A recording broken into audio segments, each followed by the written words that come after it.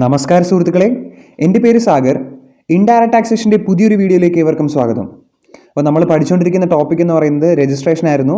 രജിസ്ട്രേഷൻ്റെ കുറച്ച് ടോപ്പിക്ക് നമ്മൾ പഠിച്ചു. നമുക്കത് റിവൈസ് ചെയ്തിട്ട് ഇന്നത്തെ ടോപ്പിക്കിലേക്ക് കിടക്കാം. പെട്ടെന്ന് റിവൈസ് ചെയ്യാം, ഇൻട്രസ്റ്റിംഗ് ആയിട്ടിരുന്നാൽ മതി. പെട്ടെന്ന് റിവൈസ് ചെയ്യാം. നമ്മൾ ആദ്യം പഠിച്ചത് എന്തായിരുന്നു? ടാക്സബിൾ പേഴ്സൺ ആരായിരുന്നു നമ്മൾ ആദ്യം പഠിച്ചത്. ആരായിരുന്നു ടാക്സബിൾ പേഴ്സൺ എന്ന് പറയുന്നത്?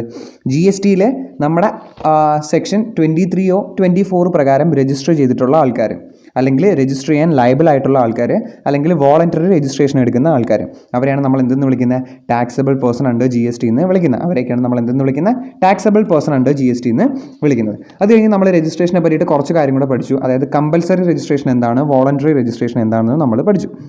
കമ്പൽസറി രജിസ്ട്രേഷൻ്റെ സെക്ഷൻ എന്ന് പറയുന്നത് സെക്ഷൻ 23 24 ആണെന്ന് നമ്മൾ പഠിച്ചു. 23 പറഞ്ഞിരിക്കുന്നത് എന്താണ്? ഒരു ലിമിറ്റ് ഉണ്ട്, ഒരു ത്രെഷോൾഡ് ലിമിറ്റ് ഉണ്ട്. ആ ലിമിറ്റിന് കൂടുതൽ എക്സീഡ് ചെയ്ത് കഴിഞ്ഞാൽ നമ്മൾ രജിസ്ട്രേഷൻ എടുക്കണം. എത്രയായിരുന്നു ആ ലിമിറ്റ് എന്ന് പറയുന്നത്? ലിമിറ്റ് എന്ന് പറയുന്നത് 20 lakhs ആയിരുന്നു. പിന്നെ ചില സ്റ്റേറ്റുകളിൽ എത്ര മതി? 10 lakh മതി. ഏതൊക്കെയാണ് ആ സ്റ്റേറ്റ് എന്ന് പറയുന്നത്? 4 സ്റ്റേറ്റുകളാണുള്ളത്: മണിപ്പൂർ, മിസോറാം, നാഗാലാൻഡ്, ത്രിപുര. നമ്മൾ കഴിഞ്ഞ വീഡിയോയിൽ പറഞ്ഞപ്പോൾ ഒരു മിസ്റ്റേക്ക് ഉണ്ട് കേട്ടോ. നമ്മൾ കഴിഞ്ഞ വീഡിയോയിൽ പറഞ്ഞതെന്ന് പറഞ്ഞാൽ മണിപ്പൂർ, മിസോറാം, മേഘാലയ, ത്രിപുര എന്നായിരുന്നു പറഞ്ഞത്. മണിപ്പൂർ, മിസോറാം, മേഘാലയ, ത്രിപുര അല്ല, നാഗാലാൻഡ്, ത്രിപുര ആയിരുന്നു. കാരണം ഇവിടെ ആ ആക്റ്റിൽ പറഞ്ഞിരിക്കുന്നതെന്ന് പറഞ്ഞു കഴിഞ്ഞാൽ സ്പെഷ്യൽ കാറ്റഗറി സ്റ്റേറ്റ്സ് എക്സെപ്റ്റ് ഈ ബാക്കിയുള്ള സ്റ്റേറ്റുകളുടെ പേരാണ് പറഞ്ഞിരിക്കുന്നത്. അപ്പം മേഘാലയ അതിൽ വരുന്നതാണ്. പക്ഷേ ഞാൻ എഴുതിയപ്പോൾ അത് വീണ്ടും മേഘാലയം തന്നെ എഴുതിപ്പോയതാണ്. അപ്പോൾ ഈ 10 lakh എന്ന് പറയുന്നത് മണിപ്പൂർ, മിസോറാം, നാഗാലാൻഡ്, ത്രിപുരയാണ്, മേഘാലയ അല്ല. അത് ഓർത്ത് വെച്ചിരിക്കുക. മണിപ്പൂർ, മിസോറാം, നാഗാലാൻഡ്, ത്രിപുര. മേഘാലയ അല്ല, നാഗാലാൻഡ്, ത്രിപുര. ഈ 4 സ്റ്റേറ്റുകളിലാണ് എന്തെന്ന് പറയുന്നത് 10 ലക്ഷം എന്ന് പറയുന്ന ലിമിറ്റ് ഉള്ളത്. പിന്നെ നമ്മൾ പഠിച്ചത് എന്താണ്? സെക്ഷൻ 24 നമ്മൾ പഠിച്ചു അല്ലേ. സെക്ഷൻ 24 പറയുന്നത് എന്തായിരുന്നു? കമ്പൽസറി ആയിട്ടും രജിസ്ട്രേഷൻ എടുത്തിരിക്കേണ്ട അവർക്ക് എന്തില്ല, നമ്മൾ ഈ പറഞ്ഞ ലിമിറ്റൊന്നുമില്ല. നമ്മൾ നേരത്തെ ഈ പറഞ്ഞ ആ ഒരു 10 lakh അല്ലെങ്കിൽ 20 lakh എന്ന് പറയുന്ന ലിമിറ്റൊന്നുമില്ല. അവർ കമ്പൽസറി ആയിട്ടും രജിസ്ട്രേഷൻ എടുത്തിരിക്കേണ്ട കുറച്ച് ആൾക്കാരുടെ കാര്യമാണ് നമ്മൾ പഠിച്ചത്. ഏതായിരുന്നു? ഒന്നാമതെന്ന് പറയുന്നത് പേഴ്സൺ ക്യാരിങ് ഇൻറ്റർസ്റ്റേറ്റ് സപ്ലൈ നടത്തുന്ന ആൾക്കാർ. അവിടെ നമ്മൾ 2 പേരെ ഒഴിച്ചു നിർത്തി. ആരൊക്കെയായിരുന്നു? നമ്മുടെ കാഷ്വൽ ടാക്സബിൾ പേഴ്സണും പിന്നെ ഇൻറ്റർസ്റ്റേറ്റ് സപ്ലൈ നടത്തുന്ന ആൾക്കാരും. ഹാൻഡിക്രാഫ്റ്റ് ഗുഡ്സ് ആണ് മാനുഫാക്ചർ ചെയ്യുന്നത്, ഹാൻഡിക്രാഫ്റ്റ് ഗുഡ്സിൻ്റെ സെയിലാണ് നടത്തുന്നത്. അവരുടെ ലിമിറ്റ് എന്ന് പറയുന്നത് നമ്മൾ നേരത്തെ പറഞ്ഞ 10 lakhനും 20 lakhനും കൂടുതലാവുകയാണെങ്കിൽ മാത്രം അവരെന്ത് ചെയ്താൽ മതി? ടാക്സിൽ രജിസ്റ്റർ ചെയ്താൽ മതി, GSTയിൽ രജിസ്റ്റർ ചെയ്താൽ മതി നമ്മൾ പറഞ്ഞു. അത് കഴിഞ്ഞ് പറഞ്ഞ നോൺ ടാക്സബിൾ പേഴ്സൻ്റെ കാര്യം പറഞ്ഞു. പിന്നെ പറഞ്ഞ എന്താണ്? നമ്മുടെ റിവേഴ്സ് ചാർജിൽ ടാക്സ് പേ ചെയ്യാനുള്ള ആൾക്കാർ ടാക്സ് അടച്ചിരിക്കണമെന്ന് പറഞ്ഞു. പിന്നെ TDSഉം TCSഉം കളക്ട് ചെയ്യാൻ അധികാരമുള്ള ആൾക്കാർ GSTയിൽ രജിസ്റ്റർ ചെയ്തിരിക്കണം. കൊമേഴ്സ് ത്രൂ എന്ത് ചെയ്യുക? ഓപ്പറേഷൻ നടത്തുന്ന ആൾക്കാർ. പിന്നെ കൊമേഴ്സ് ഓപ്പറേറ്റർ എന്തായാലും GSTയിൽ രജിസ്റ്റർ ചെയ്തിരിക്കണമെന്ന് നമ്മൾ പറഞ്ഞു. പിന്നെ പറഞ്ഞ എന്താണ്? ഏതെങ്കിലും ടാക്സബിൾ ആയിട്ടുള്ള പേഴ്സണിന് വേണ്ടിയിട്ട് ആരെങ്കിലും ഏജൻ്റ് ആയിട്ടോ അങ്ങനെ എങ്ങനെയെങ്കിലും ആക്ട് ചെയ്യുകയാണെങ്കിൽ അയാൾ എന്ത് ചെയ്തിരിക്കണം? GSTയിൽ രജിസ്റ്റർ ചെയ്യണമെന്ന് പറഞ്ഞു. പക്ഷേ ടാക്സബിൾ പേഴ്സണിന് വേണ്ടിയിട്ടായിരിക്കണം, ടാക്സ് അടയ്ക്കേണ്ട ആൾക്കാർക്ക് വേണ്ടിയിട്ടായിരിക്കണം ഈ പേഴ്സൺ ആക്ട് ചെയ്യുന്നത്. അങ്ങനെയാണെങ്കിൽ മാത്രം അയാൾ രജിസ്ട്രേഷൻ എടുക്കണമെന്ന് പറഞ്ഞു. പിന്നെ നമുക്ക് ഓൺലൈനായിട്ട് നമുക്ക് എന്തെങ്കിലും ഇൻഫർമേഷനോ ഡേറ്റാബേസ് റിട്രീവൽ സർവീസോ അങ്ങനെ എന്തെങ്കിലും തരുന്ന ആൾക്കാരുണ്ടെങ്കിൽ അവർ GSTയിൽ രജിസ്ട്രേഷൻ എടുക്കണമെന്ന് പറഞ്ഞു. പിന്നെ ഗവൺമെൻറ് നോട്ടിഫൈ ചെയ്തിട്ടുള്ള ആൾക്കാരും രജിസ്ട്രേഷൻ എടുക്കണമെന്ന് പറഞ്ഞു. പിന്നെ നമ്മൾ വോളണ്ടറി രജിസ്ട്രേഷൻ എന്താണെന്നായിരുന്നു പഠിച്ചത്. എന്തായിരുന്നു വോളണ്ടറി രജിസ്ട്രേഷൻ? സെക്ഷൻ 22ലും സെക്ഷൻ 24 പ്രകാരം നമ്മൾ എന്ത് ചെയ്യത്തില്ല? GSTയിൽ രജിസ്ട്രേഷൻ എടുക്കാൻ ലയബിൾ ആയില്ല. പക്ഷേ നമുക്ക് രജിസ്ട്രേഷൻ എടുക്കണമെങ്കിൽ നമുക്ക് നമ്മുടെ സ്വന്തം ഇഷ്ടപ്രകാരം രജിസ്ട്രേഷൻ എടുക്കാം. അതിന് വേണ്ടിയിട്ടുള്ള സെക്ഷൻ ആയിരുന്നു സെക്ഷൻ 25 സബ്സെക്ഷൻ 3 വോളണ്ടറി രജിസ്ട്രേഷൻ എന്ന് പറയുന്നത്. അത് കഴിഞ്ഞ് നമ്മൾ പറഞ്ഞ എന്താണ്? പേഴ്സൺ നോട്ട് ലയബിൾ ഫോർ GSTയിൽ എന്ത് ചെയ്യണം? രജിസ്ട്രേഷൻ എടുക്കാൻ ലയബിൾ അല്ലാത്ത ആൾക്കാർ, ഈ താഴെ പറയുന്ന ആൾക്കാരൊന്നും GSTയിൽ രജിസ്ട്രേഷൻ എടുക്കേണ്ട കാര്യമില്ല. ആരൊക്കെയായിരുന്നു അത്? ഒന്നാമത്തേന്ന് പറഞ്ഞാൽ നോൺ ടാക്സബിൾ സപ്ലൈ നടത്തുന്ന ആൾക്കാർ. രണ്ടാമത്തെ അഗ്രികൾച്ചറലിസ്റ്റ്. പിന്നെ ഗവൺമെൻറ് സ്പെസിഫൈ ചെയ്തിരിക്കുന്ന കുറച്ച് ആൾക്കാർ. ആരൊക്കെയായിരുന്നു? ഒന്നാമത്തെ റിവേഴ്സ് ചാർജിൽ ടാക്സ് പേ ചെയ്യുന്ന ആൾക്കാർ എടുക്കേണ്ട. പിന്നെ നമ്മൾ നേരത്തെ പറഞ്ഞ ഇൻഡർസ്റ്റേറ്റ് കാഷ്വൽ ടാക്സബിൾ പേഴ്സൺ അവരെന്ത് ചെയ്യേണ്ട? GSTയിൽ രജിസ്ട്രേഷൻ എടുക്കേണ്ട കാര്യമില്ല. പിന്നെ നമ്മൾ പറഞ്ഞത് ജോബ് വർക്കേഴ്സ്. ഓർമ്മയില്ലേ ജോബ് വർക്കേഴ്സിൻ്റെ കാര്യം നമ്മൾ പറഞ്ഞത് നിങ്ങൾക്ക് ഓർമ്മയില്ലേ? പിന്നെ നമ്മൾ ഗോൾഡ് സ്മിത്ത്, സിൽവർ സ്മിത്ത്, ഈ ജ്വല്ലറി മേഖലയിലുള്ള ആൾക്കാർക്ക് ഈ എക്സംഷൻ ഇല്ല. അവരെന്തായാലും കമ്പൽസറി ആയിട്ട് രജിസ്ട്രേഷൻ എടുത്തിരിക്കണം. എങ്ങനെ? അവരുടെ ലിമിറ്റ് 20ലോ 10ലോ എക്സീഡ് ചെയ്ത് കഴിഞ്ഞാൽ. അപ്പോൾ ഇത്രയും കാര്യങ്ങളൊക്കെ ആയിരുന്നു നമ്മൾ എന്ത് ചെയ്തിരുന്നത്? കഴിഞ്ഞ ക്ലാസ്സിൽ പഠിച്ചത്. ഇത്രയും കുറച്ച് കാര്യങ്ങളൊക്കെ ആയിരുന്നു നമ്മൾ കഴിഞ്ഞ ക്ലാസ്സിൽ പഠിച്ചത്. പിന്നെ സൊമോട്ടോ രജിസ്ട്രേഷൻ പഠിച്ചു അല്ലേ. സൊമോട്ടോ രജിസ്ട്രേഷൻ എന്ന് പറഞ്ഞാൽ എന്താണ്? അതായത് നമ്മൾ നമ്മുടെ ആ ഒരു ടേൺ ഓവർ ലിമിറ്റ് എക്സീഡ് ചെയ്തിട്ട് നമ്മൾ GSTയിൽ രജിസ്ട്രേഷൻ എടുത്തിട്ടില്ലെങ്കിൽ അതിന് പ്രോപ്പർ അതോറിറ്റിയുള്ള പ്രോപ്പർ ഓഫീസർ വന്നിട്ട് അയാൾക്ക് സ്വന്തമായിട്ട് എന്ത് ചെയ്യാം? GSTയിൽ നമുക്ക് രജിസ്ട്രേഷൻ എടുക്കാം. അങ്ങനെയാണെങ്കിൽ അയാൾ തരുന്ന രജിസ്ട്രേഷന് പറയുന്ന പേര് ടെമ്പററി രജിസ്ട്രേഷൻ ആയിരിക്കും. അപ്പോൾ നമുക്കൊരു ടെമ്പററി രജിസ്ട്രേഷൻ നമ്പർ തരും. നമ്മൾ സാറ്റിസ്ഫൈഡ് ആണെങ്കിൽ ഓക്കെ, നമ്മൾ വിത്തിൻ 90 ഡേയ്സിനുള്ളിൽ GSTയിൽ പ്രോപ്പർ രജിസ്ട്രേഷൻ എടുത്തിരിക്കണം. GST REG നമ്പർ 1 പ്രകാരം. അല്ല നമ്മൾ എഗ്രി അല്ലെങ്കിൽ നമ്മൾ നമുക്ക് അപ്പീലേറ്റ് കമ്മിറ്റിയിൽ അപ്പീലേറ്റ് അതോറിറ്റിയിൽ എന്ത് ചെയ്യാം, നമുക്ക് നമ്മൾ എന്ത് ചെയ്യുക, ഒരു അപ്പീൽ ഫയൽ ചെയ്യാം. ഫയൽ ചെയ്ത് അവർ അക്സെപ്റ്റ് ചെയ്യുകയാണെങ്കിൽ രജിസ്ട്രേഷൻ എടുക്കേണ്ട കാര്യമില്ല. ഇനി അവർ റിജക്റ്റ് ചെയ്യുകയാണെങ്കിൽ വിത്തിൻ 30 ഡേയ്സിനുള്ളിൽ നമ്മൾ GSTയിൽ REG 1 പ്രകാരം രജിസ്ട്രേഷൻ എടുത്തിരിക്കണം. അപ്പോൾ ഇത്രയും കാര്യങ്ങളായിരുന്നു നമ്മൾ പഠിച്ചത്. ഇനി നമുക്ക് ഇമ്പോർട്ടൻ്റ് ആയിട്ടുള്ള കാര്യങ്ങളാണ് നമ്മളിനി പഠിക്കാൻ പോകുന്നത്. നിങ്ങൾ ഒരിക്കലും മിസ് ചെയ്യരുത്. പിന്നെ ഇതിന് മുമ്പുള്ള വീഡിയോസ് നിങ്ങൾ കണ്ടിട്ടില്ലെങ്കിൽ ഉറപ്പായിട്ട് നിങ്ങൾ ആ വീഡിയോസ് മൊത്തം കാണുക. കണ്ടിട്ട് നിങ്ങൾക്ക് എന്തെങ്കിലും ഡൗട്ട് ഉണ്ടെങ്കിൽ ഉറപ്പായിട്ടും കമൻറ്റ് ബോക്സിൽ മെൻഷൻ ചെയ്യുക. നമ്മൾ ഉറപ്പായിട്ട് റിപ്ലൈ തരുന്നതായിരിക്കും. പിന്നെ ഈ കമ്മ്യൂണിറ്റി വളർത്തുക എന്നുള്ളത് നിങ്ങളുടെ കൂടി റെസ്പോൺസിബിലിറ്റി ആയിട്ട് കാണുക. അപ്പോൾ നമുക്ക് ടൈം വേസ്റ്റ് ചെയ്യാതെ ഇന്നത്തെ ടോപ്പിക്കിലേക്ക് കടക്കാം. ഇന്ന് നമ്മൾ ആദ്യം പഠിക്കാൻ പോകുന്നത് ടൈം ലിമിറ്റ് ഓഫ് രജിസ്ട്രേഷൻ ആണ്. എന്താണ് ടൈം ലിമിറ്റ് ഓഫ് രജിസ്ട്രേഷൻ? അതായത് നമ്മൾ എത്ര ഡേയ്സിനുള്ളിലാണ് രജിസ്ട്രേഷൻ എടുക്കേണ്ടത്. ഒരു എക്സാമ്പിൾ പറയുകയാണെങ്കിൽ നമുക്ക് നോക്കാം. അതായത് ഒരാൾ 1/4/2019 എന്ത് ചെയ്തു, ബിസിനസ് സ്റ്റാർട്ട് ചെയ്തു. 1/4/2019 ബിസിനസ് സ്റ്റാർട്ട് ചെയ്തു. അത് കഴിഞ്ഞിട്ട് അയാൾ എന്ത് ചെയ്തു, ബിസിനസ് കണ്ടക്ട് ചെയ്തുകൊണ്ടിരിക്കുന്ന സമയത്ത് ഒരു 7-ാം മാസമായപ്പോൾ, ഒരു ജൂലൈ 1 ആയപ്പോഴത്തേക്ക് അയാൾ ടേൺ ഓവർ ലിമിറ്റ് എക്സീഡ് ചെയ്തു. ജൂലൈ 1 ആയപ്പോൾ അയാൾ ടേൺ ഓവർ ലിമിറ്റ് എക്സീഡ് ചെയ്തു. അങ്ങനെയാണെങ്കിൽ അയാൾ എന്ത് ചെയ്യണം, രജിസ്ട്രേഷൻ എടുക്കണം. അപ്പോൾ ഏത് ഡേറ്റിലായിരിക്കും രജിസ്ട്രേഷൻ എടുക്കേണ്ടത്? ഇനി നമുക്ക് രജിസ്ട്രേഷൻ എടുത്തു, നമുക്ക് സർട്ടിഫിക്കറ്റ് കിട്ടിക്കഴിഞ്ഞാൽ എന്ന് തൊട്ടായിരിക്കും ആ രജിസ്ട്രേഷൻ എഫക്റ്റ് ആവുന്നത് അല്ലേ? നമ്മൾ രജിസ്ട്രേഷൻ അപ്ലൈ ചെയ്ത ഡേറ്റ് ആണോ, അതോ നമുക്ക് രജിസ്ട്രേഷൻ സർട്ടിഫിക്കറ്റ് കിട്ടിയ ഡേറ്റ് ആണോ, അതോ നമ്മൾ ലയബിൾ ആയ ഡേറ്റ് ആണോ? അങ്ങനെയുള്ള കുറേ സംശയങ്ങളില്ലേ? അപ്പോൾ ആ കാര്യങ്ങളാണ് നമ്മളിനി പഠിക്കാൻ പോകുന്നത്. അപ്പോൾ നമുക്ക് നോക്കാം ടൈം ലിമിറ്റ് ഓഫ് രജിസ്ട്രേഷൻ. എന്താണ് രജിസ്ട്രേഷൻ എടുക്കാനുള്ള ടൈം ലിമിറ്റ് എന്ന് പറയുന്നത്?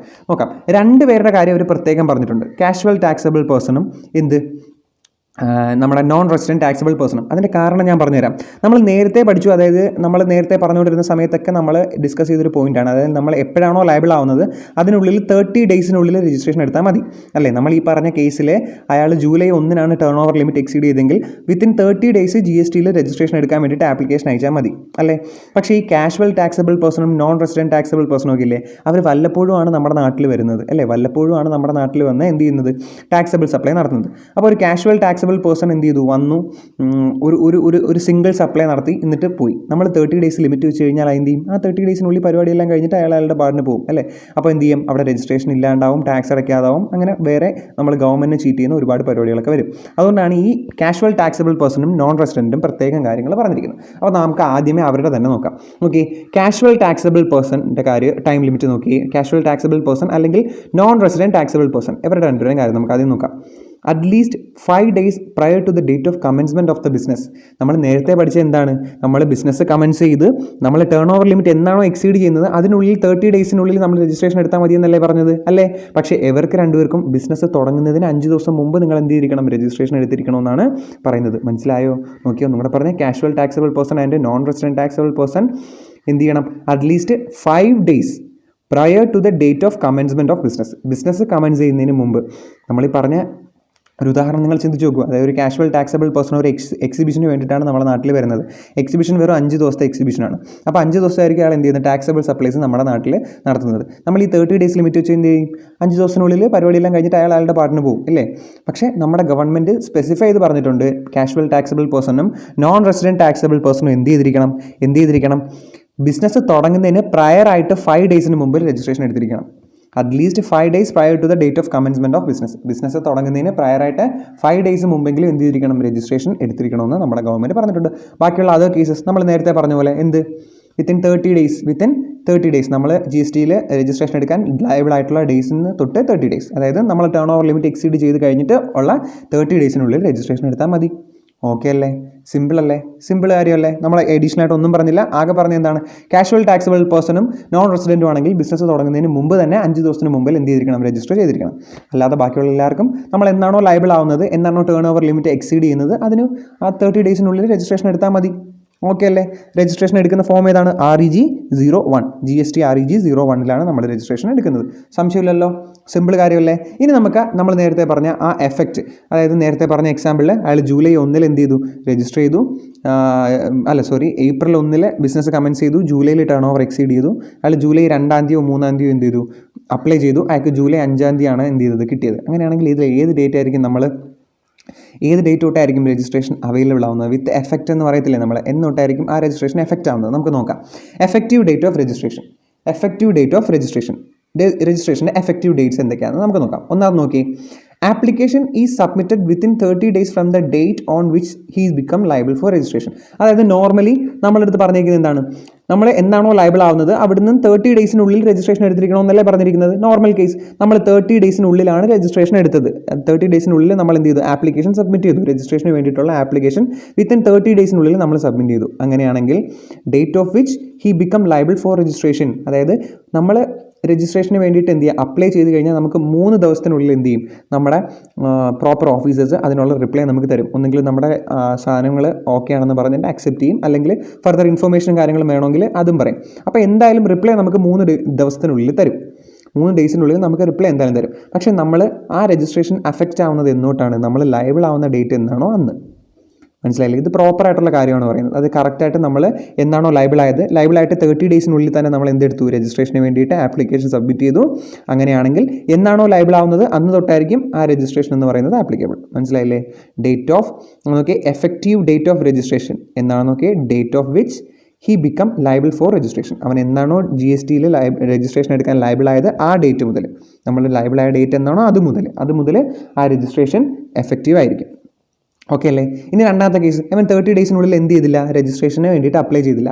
30 days കഴിഞ്ഞിട്ടാണ് അവൻ എന്ത് ചെയ്തത്, രജിസ്ട്രേഷന് വേണ്ടിയിട്ട് അപ്ലൈ ചെയ്തത്. 30 daysനുള്ളിൽ രജിസ്ട്രേഷൻ അപ്ലൈ ചെയ്തില്ല, 30 days കൂടെ കഴിഞ്ഞിട്ട് 30 days കഴിഞ്ഞിട്ടാണ് അവൻ എന്ത് ചെയ്തത്, രജിസ്ട്രേഷൻ അപ്ലൈ ചെയ്തത്. അങ്ങനെയാണെങ്കിൽ നോക്കി, date of grand of registration certificate. അങ്ങനെയാണെങ്കിൽ ആ രജിസ്ട്രേഷൻ സർട്ടിഫിക്കറ്റ് ഗ്രാൻഡ് ചെയ്യുന്നത് എന്നാണോ ആ ഡേറ്റ് ആണ് എന്തെന്ന് പറയുന്നത്, നമ്മുടെ രജിസ്ട്രേഷൻ എഫക്റ്റീവ് ആവുന്ന ഡേറ്റ്. അന്ന് മുതലായിരിക്കും ആ രജിസ്ട്രേഷൻ എഫക്റ്റീവ് ആവുന്നത്. മനസ്സിലായില്ലേ? സിമ്പിൾ അല്ലേ? ഒന്നും കൂടെ പറഞ്ഞേ, നമ്മൾ നോർമലി ആണ് ലീഗലി കറക്റ്റായിട്ട് ചെയ്യേണ്ട കാര്യങ്ങളെല്ലാം ചെയ്തു. അതായത് വിത്തിൻ 30 days ആണ് നമ്മൾ രജിസ്ട്രേഷൻ അപ്ലൈ ചെയ്യേണ്ടത്. നമ്മൾ വിത്തിൻ 30 daysനുള്ളിൽ രജിസ്ട്രേഷൻ അപ്ലൈ ചെയ്തിട്ടുണ്ടെങ്കിൽ നമ്മൾ എന്ത് ചെയ്യുക, എന്നാണോ നമ്മൾ ആ രജിസ്ട്രേഷൻ എടുക്കാൻ ലയബിൾ ആയത് അന്ന് മുതൽ ആ രജിസ്ട്രേഷൻ എഫക്റ്റീവ് ആയിരിക്കും. മനസ്സിലായില്ലേ? ഇനി നമ്മൾ 30 daysനുള്ളിലല്ല രജിസ്ട്രേഷൻ എടുത്തത്. 30 days എന്ന് പറയുന്ന ആ ലിമിറ്റ് നമ്മൾ എക്സീഡ് ചെയ്തിട്ടാണ് രജിസ്ട്രേഷന് വേണ്ടിയിട്ട് അപ്ലൈ ചെയ്തത്. അങ്ങനെയാണെങ്കിൽ നമുക്ക് എന്താണോ രജിസ്ട്രേഷൻ സർട്ടിഫിക്കറ്റ് കിട്ടുന്നത് അന്നായിരിക്കും നമ്മൾ രജിസ്ട്രേഷൻ എന്ന് പറയുന്നത് രജിസ്ട്രേഷൻ എഫക്റ്റീവ് ആവുന്നത്. ആ ഡേറ്റിലായിരിക്കും രജിസ്ട്രേഷൻ നമുക്ക് ബാധകമായിട്ട് വരുന്നത്. മനസ്സിലായില്ലേ? എനിക്ക് ഒരു താഴെ ഒരു എക്സാമ്പിൾ, സിമ്പിളായിട്ടുള്ള ഒരു എക്സാമ്പിളാണ്. അത് പറയുമ്പോൾ നിങ്ങൾക്ക് കുറച്ചും കൂടെ മനസ്സിലാവും. ഡൗട്ട് ഉണ്ടെങ്കിൽ ക്ലിയർ ആവും. നമ്മുടെ രാഹുൽ തന്നെയാണ് സ്ഥിരം കക്ഷി. രാഹുൽ എന്ത് ചെയ്തു, April 1, 2019 1/4/2019 എന്ത് ചെയ്തു, ബിസിനസ് കമൻസ് ചെയ്തു. 1/4/2019 ബിസിനസ് കമൻസ് ചെയ്തു. രാഹുൽ 5/6/2019 അതായത് ജൂൺ 5 ആയപ്പോഴത്തേക്ക് അയാൾ നമ്മളെ ടേൺ ഓവർ ലിമിറ്റ് 20 എന്ന് പറയുന്നത് എക്സീഡ് ചെയ്തു. അങ്ങനെയാണെങ്കിൽ സെക്ഷൻ 22 പ്രകാരം അയാൾ അന്ന് ലയബിളായി, GSTയിൽ രജിസ്ട്രേഷൻ എടുക്കാൻ അന്ന് ലയബിളായി. അപ്പോൾ വിത്തിൻ 30 days 1 മാസം ടൈമുണ്ട്. അയാൾ എന്ത് ചെയ്തു, 10 ദിവസത്തിനുള്ളിൽ തന്നെ രജിസ്ട്രേഷന് വേണ്ടിയിട്ട് അപ്ലൈ ചെയ്തു. 10 ദിവസത്തിനുള്ളിൽ തന്നെ രജിസ്ട്രേഷന് വേണ്ടിയിട്ട് അപ്ലൈ ചെയ്തു. അയാൾക്ക് എന്ത് കിട്ടും, 18-ാം തീയതി 3 ദിവസം കറക്റ്റ് ആ 3 ദിവസത്തിനുള്ളിൽ നമുക്ക് എന്ത് ചെയ്തു, രജിസ്ട്രേഷൻ സർട്ടിഫിക്കറ്റും കിട്ടി. അങ്ങനെയാണെങ്കിൽ ഇവിടെ ഏത് ഡേറ്റ് ആയിരിക്കും, നമ്മൾ ഈ പറഞ്ഞത് വെച്ചിട്ട് ഏത് ഡേറ്റ് ആയിരിക്കും രജിസ്ട്രേഷൻ എഫക്റ്റീവ് ആവുന്ന ഡേറ്റ്? എന്ന് മുതലായിരിക്കും രജിസ്ട്രേഷൻ ആ ബിസിനസ്സിന് എഫക്റ്റീവ് ആവുന്നത്, നമ്മുടെ രാഹുലിന് എഫക്റ്റീവ് ആവുന്നത്? ബിസിനസ് തുടങ്ങിയ ഡേറ്റ് ആണോ? അല്ല, തുടങ്ങിയ ഡേറ്റുമായിട്ട് ഇതൊരു ബന്ധമില്ല. ടേൺ ഓവർ എക്സീഡ് ചെയ്യുന്ന ഡേറ്റ് അത് ചിലപ്പോൾ റെലവൻ്റ് ആയിരിക്കും. നമുക്ക് നോക്കാം. ആപ്ലിക്കേഷൻ അയച്ച ഡേറ്റ് അതും ചിലപ്പോൾ റെലവൻ്റ് ആയിരിക്കും. അല്ലെങ്കിൽ നമുക്ക് രജിസ്ട്രേഷൻ കിട്ടിയ ഡേറ്റ്, ഈ മൂന്നിൽ ഏതോ ഒരു ഡേറ്റ് ആയിരിക്കും. അപ്പോൾ നമ്മൾ ചെക്ക് ചെയ്യേണ്ടത് എന്താണ്, രാഹുൽ കറക്റ്റായിട്ട് 30 daysനുള്ളിൽ തന്നെ എന്ത് ചെയ്തു, ആപ്ലിക്കേഷൻ സബ്മിറ്റ് ചെയ്തു ഇല്ലേ നോക്കി.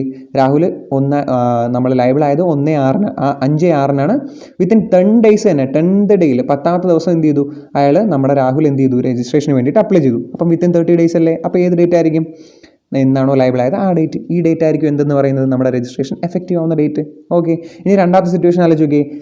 നമ്മുടെ രാഹുൽ രജിസ്ട്രേഷന് വേണ്ടിയിട്ട് അപ്ലൈ ചെയ്ത ഡേറ്റ് എന്ന് പറയുന്നത് 9/7/2019 ആണ്. അതായത് ജൂലൈ 9-ാം തീയതിയാണ്.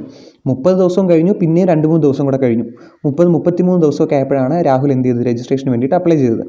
അത് കഴിഞ്ഞ് അവന് രജിസ്ട്രേഷൻ വിത്തിൻ 3 daysനുള്ളിൽ രജിസ്ട്രേഷൻ കിട്ടി. അങ്ങനെയാണെങ്കിൽ ഏത് ഡേറ്റ് ആയിരിക്കും? ഓക്കെ, നമ്മളപ്പോൾ എന്താ നോക്കേണ്ടത്, രാഹുൽ എന്നാണോ ലയബിൾ ആയതെന്ന് നോക്കുക. രാഹുൽ ലയബിൾ ആയത് 5/6 പക്ഷേ അവൻ അപ്ലൈ ചെയ്തത് എന്നാണ്, 9/7 അപ്പോൾ 30 days എക്സീഡ് ചെയ്തില്ലേ? അങ്ങനെയാണെങ്കിൽ ഏത് ഡേറ്റ് ആയിരിക്കും? ആ രജിസ്ട്രേഷൻ സർട്ടിഫിക്കറ്റ് കിട്ടിയ ഡേറ്റ്, ഈ ഡേറ്റ് തൊട്ടായിരിക്കും എന്ത് ചെയ്യുന്നത്, ആ രജിസ്ട്രേഷൻ എഫക്റ്റീവ് ആവുന്നത്. മനസ്സിലായില്ലേ? സംശയമൊന്നുമില്ലല്ലോ? സിമ്പിൾ കാര്യമല്ലേ?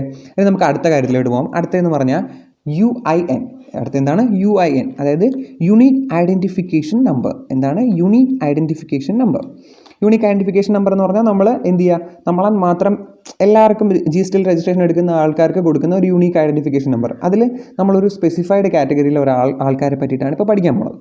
ആ യൂണിക് ഐഡൻറ്റിഫിക്കേഷൻ നമ്പർ ഒരു സ്പെസിഫൈഡ് ആയിട്ടുള്ള ആൾക്കാരെ പറ്റിയിട്ടാണ് നമ്മൾ പഠിക്കാൻ പോകുന്നത്. അത് ആർക്കാണ് കിട്ടുന്നതെന്ന് നമുക്ക് നോക്കാം. അതായത് നമ്മുടെ രാഹുൽ എന്ന് പറയുന്നത്, നമ്മുടെ രാഹുൽ ഒരു ടാക്സബിൾ സപ്ലൈ നടത്തുന്ന ഒരു വ്യക്തിയാണ്. രാഹുൽ ടാക്സബിൾ സപ്ലൈ നടത്തിയത് യുണൈറ്റഡ് നേഷനാണ്. ആർക്കാണ്? ഒരു യുണൈറ്റഡ് നേഷൻ അല്ലെങ്കിൽ നമ്മുടെ ഒരു ഫോറിൻ എംബസിക്ക്. യുണൈറ്റഡ് നേഷൻ അല്ലെങ്കിൽ ഒരു ഫോറിൻ എംബസിക്ക്, നമ്മുടെ നാട്ടിൽ, നമ്മുടെ ഇന്ത്യയിൽ തന്നെയുള്ള ഒരു ഫോറിൻ എംബസിക്കാണ് രാഹുൽ എന്ത് ചെയ്തത്, നമ്മൾ ഈ ടാക്സബിൾ സപ്ലൈ നടത്തിയത്. അപ്പോൾ നോക്കി, നമ്മുടെ ലോ പറഞ്ഞിരിക്കുന്നതെന്ന് പറഞ്ഞു കഴിഞ്ഞാൽ രാഹുൽ ടാക്സബിൾ സപ്ലൈ നടത്തിയിരിക്കുന്നത് നമ്മുടെ ഈ യുണൈറ്റഡ് നേഷനാണ്, അല്ലെങ്കിൽ അതൊരു ഫോറിൻ എംബസിയാണെന്ന് സങ്കല്പിക്കുക. അപ്പോൾ ഈ ഫോറിൻ എംബസി, യുണൈറ്റഡ് നേഷനൊക്കെ നമ്മുടെ നാട്ടിൽ വരുന്നത് എന്തിനു വേണ്ടിയിട്ടാണ്? നമ്മുടെയും കൂടെ വെൽഫെയറിന് വേണ്ടിയിട്ടാണ്. അപ്പോൾ ഇങ്ങനെയുള്ള ആൾക്കാർ നമ്മുടെ നാട്ടിലുണ്ടെങ്കിൽ നമ്മുടെ നാട്ടിൽ നല്ലതാണ്. അതുകൊണ്ട് നമ്മുടെ ഗവൺമെൻറ് പറഞ്ഞിരിക്കുന്നത്, നിങ്ങൾ ആദ്യമേ ടാക്സബിൾ സപ്ലൈ നടത്തുമ്പോൾ രാഹുൽ എന്ത് ചെയ്യും, നോർമലി എന്ത് ചെയ്യും, GST പേ ചെയ്ത് കാണും. പക്ഷേ ആ പേ ചെയ്ത GST നിങ്ങൾക്ക് റീഫണ്ട് ചെയ്യാൻ പറ്റും. പേ ചെയ്ത GST നിങ്ങൾക്ക് റീഫണ്ട് ചെയ്യാൻ പറ്റുമെന്ന് നമ്മുടെ ലോയ്ക്കിൽ ഒരു പ്രൊവിഷനുണ്ട്. യുണൈറ്റഡ് നേഷനോ അല്ലെങ്കിൽ നമ്മുടെ ഫോറിൻ എംബസികൾക്കൊക്കെ നമ്മളൊരു ടാക്സബിൾ സപ്ലൈ നടത്തുകയാണെങ്കിൽ അവർ ആദ്യമേ ഓട്ടോമാറ്റിക്കലി സാധാ പോലെ നോർമലി എന്ത് ചെയ്യും, GST പേ ചെയ്യും. പക്ഷേ ആ GST അവർക്ക് റീഫണ്ട് ചെയ്യാൻ പറ്റും. അപ്പം നമുക്ക് എന്ത് ചെയ്യും, ഈ യുണൈറ്റഡ് ഐഡൻറ്റിഫിക്കേഷൻ നമ്പർ എന്ന് പറഞ്ഞ സാധനം ആവശ്യം വരും. നമുക്ക് നോക്കാം യൂണിക് ഐഡൻറ്റിഫിക്കേഷൻ നമ്പർ എന്താണെന്ന് നമുക്ക് നോക്കാം. നോക്കി,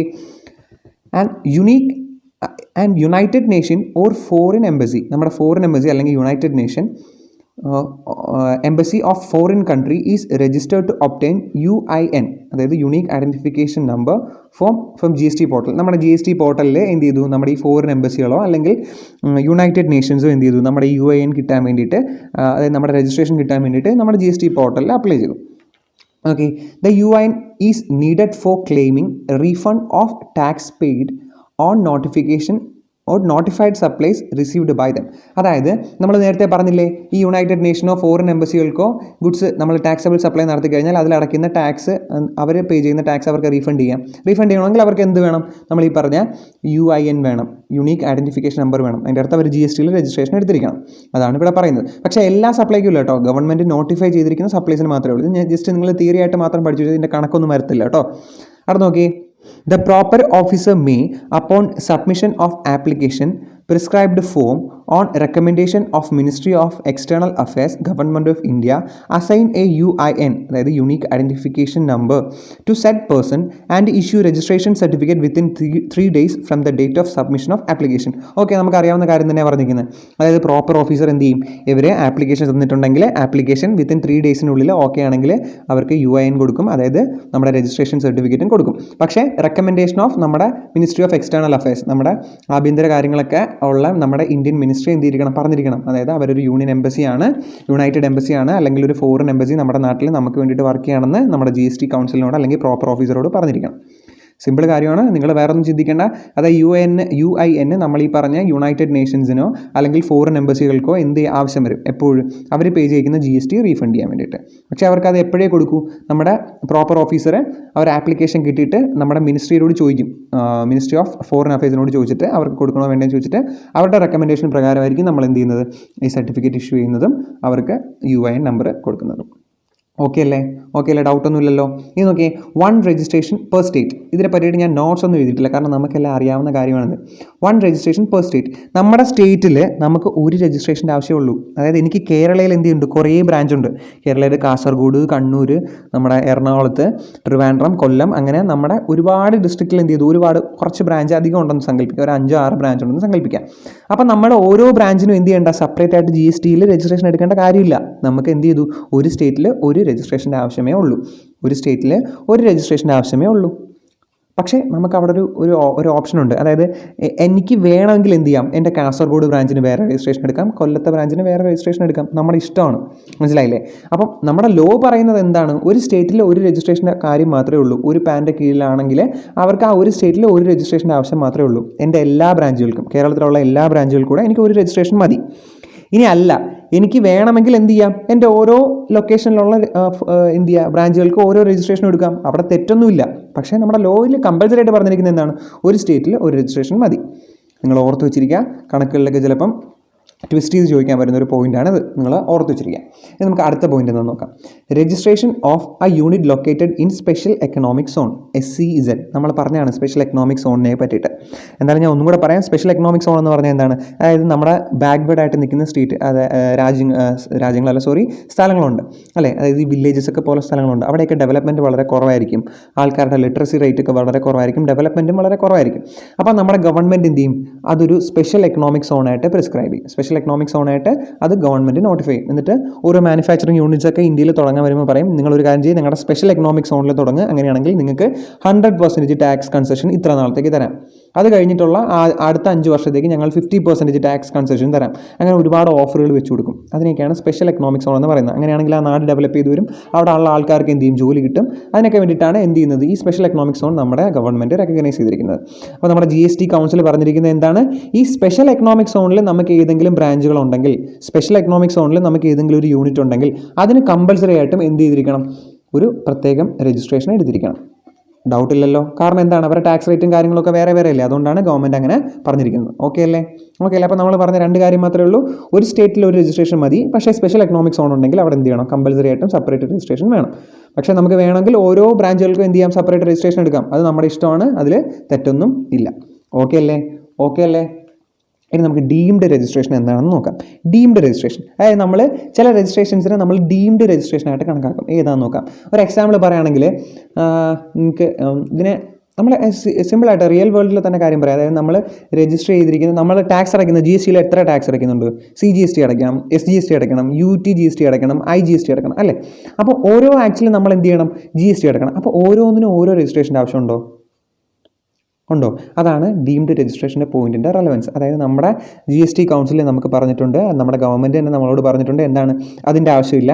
നിങ്ങൾ ഏതെങ്കിലും ഒരു ആക്റ്റിൽ സിംഗിൾ രജിസ്ട്രേഷൻ എടുത്താൽ മതി. അത് CGSTയിലും SGSTയിലും UTGSTയിലും IGSTയിലും ഡീംഡ് രജിസ്ട്രേഷനായിട്ട് ഞങ്ങൾ കണക്കാക്കിക്കോളും. മനസ്സിലായില്ലേ?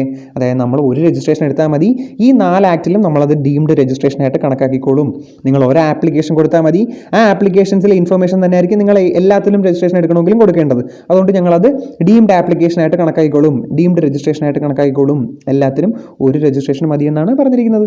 സിമ്പിൾ കാര്യമല്ലേ? നോക്കിയേ, നോട്ട്സ് ഒന്ന് വായിക്കാം. ഒരുപാട് എക്സ്പ്ലെയിൻ ചെയ്യേണ്ട കാര്യം പോലും ഇല്ലാത്ത ഈ ടോപ്പിക്കിന്. നോക്കിയേ, under GST registration is not tax specific. GST എന്ന് പറയുന്നത് ടാക്സ് സ്പെസിഫിക് രജിസ്ട്രേഷൻ അല്ല അല്ലേ? GSTയുടെ രജിസ്ട്രേഷൻ ടാക്സ് സ്പെസിഫിക് അല്ല അല്ലേ? അതാണ് CGSTക്കും IGSTക്കും UTGSTക്കും ഒക്കെ സെപ്പറേറ്റ് രജിസ്ട്രേഷൻ വേണ്ടത്. ഇത് ഡെസ്റ്റിനേഷൻ ബേസ്ഡ് ടാക്സ് അല്ലേ? അതുകൊണ്ട് ഓരോ സ്റ്റേറ്റിനും ഓരോ എന്ത് ചെയ്യണം? രജിസ്ട്രേഷൻ കമ്പൽസറി ആണ്. അത് മാത്രമേ പറഞ്ഞിട്ടുള്ളൂ. That means there is A single registration for all taxes, CGST, SGST, UTGST and IGST. CGSTയും UTGSTക്കും എല്ലാത്തിനും സിംഗിൾ രജിസ്ട്രേഷൻ്റെ കാര്യമേ ഉള്ളൂ. സിംഗിൾ രജിസ്ട്രേഷൻ്റെ കാര്യമേ ഉള്ളൂ. അവിടെ നോക്കിയേ, grand of registration under SGST or UTGST Act is deemed to be registration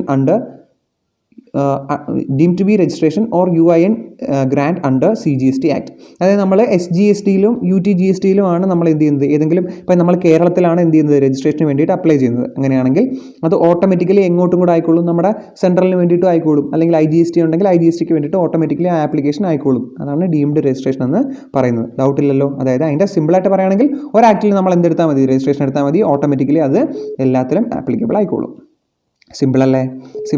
നമ്മൾ കൂടുതലൊന്നും പഠിച്ചില്ലല്ലോ. ഇനി നമുക്ക് കുറച്ച് ഒരൊറ്റ ടോപ്പിക്കും കൂടെ പഠിച്ചിട്ട് ഇന്നത്തെ കാര്യം നിർത്താം. വളരെ ഇമ്പോർട്ടൻ്റ് ആയിട്ടുള്ള ടോപ്പിക്കാണ്, മിക്ക പരീക്ഷയ്ക്കും ചോദിച്ച് കണ്ടിട്ടുള്ള ടോപ്പിക്കാണ്. അതുമല്ല നമുക്ക് പ്രാക്ടിക്കൽ എക്സ്പോഷർ കിട്ടാൻ വേണ്ടിയിട്ട് നമ്മൾ കമ്പൽസറി ആയിട്ടും അറിഞ്ഞിരിക്കേണ്ട ടോപ്പിക്കാണ്. അതായത് രജിസ്ട്രേഷൻ പ്രൊസീജിയേഴ്സ്. അതായത് ഓരോ കമ്പനികൾ അല്ലെങ്കിൽ നമ്മുടെ ഓരോ ഇൻഡിവിജ്വൽസ് ബിസിനസ് നടത്തുന്ന ആൾക്കാരെല്ലാം GSTയിൽ രജിസ്ട്രേഷൻ എടുക്കേണ്ടി വരും. ആ രജിസ്ട്രേഷൻ്റെ പ്രൊസീജിയേഴ്സ് എന്തൊക്കെയാണ്? നമ്മൾ എങ്ങനെയാണ് രജിസ്ട്രേഷൻ ചെയ്യേണ്ടത് എന്ന് നമ്മൾ എന്തായാലും അറിഞ്ഞിരിക്കണം. അതായത് നമ്മളിപ്പോൾ എന്ത് ചെയ്യുക? നമ്മൾ ഇതൊക്കെ പാസ്സായി കഴിഞ്ഞിട്ട് നമ്മളൊരു ഒരു ഫേം തുടങ്ങുകയാണെന്ന് സങ്കല്പിക്കുക. നമ്മുടെ ചാർട്ടേഡ് അക്കൗണ്ടൻസിയുടെയും കോസ്റ്റ് അക്കൗണ്ടൻസിയുടെയും ഒക്കെ ഫേം തുടങ്ങുകയാണെന്ന് സങ്കല്പിക്കുക. അങ്ങനെയാണെങ്കിൽ ആൾക്കാർ നമ്മുടെ വന്ന് എന്ത് ചെയ്യും? അവർ വന്നിട്ട് ഞങ്ങളുടെ ഫേം ഇതാണ്, ഞങ്ങളുടെ ഡീറ്റെയിൽസ് ഇത്രയൊക്കെയാണ്, ഞങ്ങൾക്ക് GSTയിൽ രജിസ്ട്രേഷൻ വേണമെന്ന് പറയും അല്ലേ? അപ്പോൾ നമ്മൾ എടുത്തു കൊടുക്കണ്ടേ? അപ്പോൾ ഈ പ്രൊസീജിയേഴ്സ് നമ്മൾ എന്തായാലും എന്തിരിക്കണം? കമ്പൽസറി ആയിട്ടും അറിഞ്ഞിരിക്കണം. അപ്പോൾ നമുക്ക് നോക്കാം രജിസ്ട്രേഷൻ്റെ പ്രൊസീജിയേഴ്സ് എന്തൊക്കെയാണ്. ഒന്നാമതായിട്ട് നമ്മൾ കോമൺ പോർട്ടലിൽ കയറണം. നമ്മൾ എവിടെ കയറണം? കോമൺ പോർട്ടലിൽ കയറണം. അതായത് www.gst.gov.in എന്ന് പറയുന്ന കോമൺ പോർട്ടലിൽ കയറണം.